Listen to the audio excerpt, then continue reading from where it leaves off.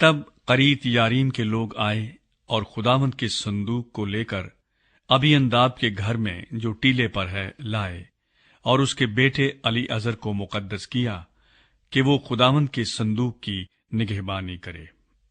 Samuel اسرائیل کے امور سلطنت چلاتا ہے۔ اور جس دن سے صندوق کریت یریم میں رہا، تب سے ایک مدت ہو گئی، یعنی 20 برس گزرے، اور اسرائیل کا سارا گھرانہ خداوند کے پیچھے نوحہ کرتا رہا۔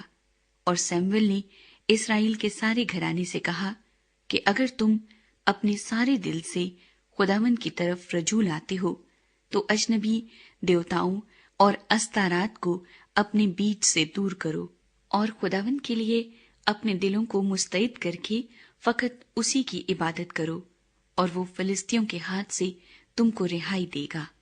تب بنی اسرائیل نے بالیم اور استارات کو دور کیا اور فقط خداوند کی عبادت کرنے لگے۔ پھر سیموئیل نے کہا کہ سب اسرائیل کو مصپا میں جمع کرو، اور میں تمہارے لیے خداوند سے دعا کروں گا۔ سو وہ سب مصپا میں فراہم ہوئے، اور پانی بھر کر خداوند کے آگے انڈیلا، اور اس دن روزہ رکھا، اور وہاں کہنے لگے کہ ہم نے خداوند کا گناہ کیا ہے۔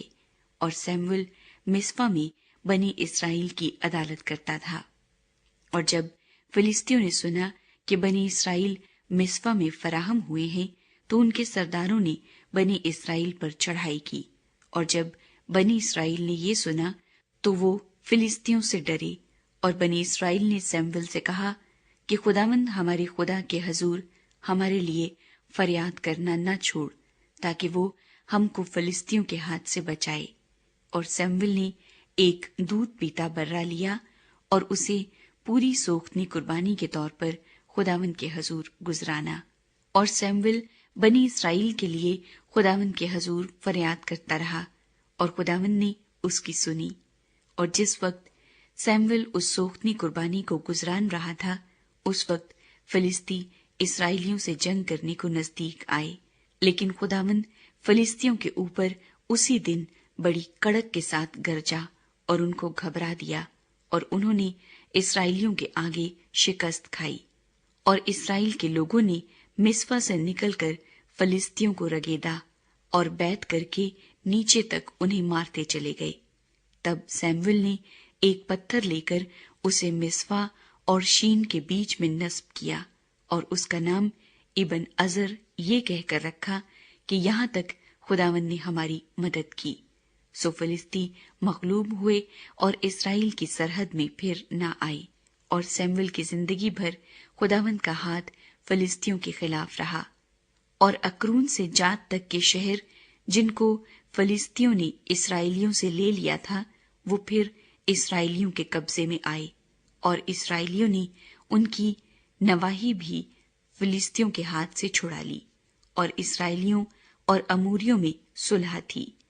اور سیموئیل اپنی زندگی بھر اسرائیلیوں کی عدالت کرتا رہا، اور وہ سال بسال بیت ایل اور جلجال اور مصپا میں دورہ کرتا، اور ان سب مقاموں میں بنی اسرائیل کی عدالت کرتا تھا۔ پھر وہ راما کو لوٹ آتا، کیونکہ وہاں اس کا گھر تھا، اور وہاں اسرائیل کی عدالت کرتا تھا، اور وہیں اس نے خداوند کے لیے ایک مذبح بنایا۔ لوگ ایک بادشاہ طلب کرتے ہیں۔ جب سیموئیل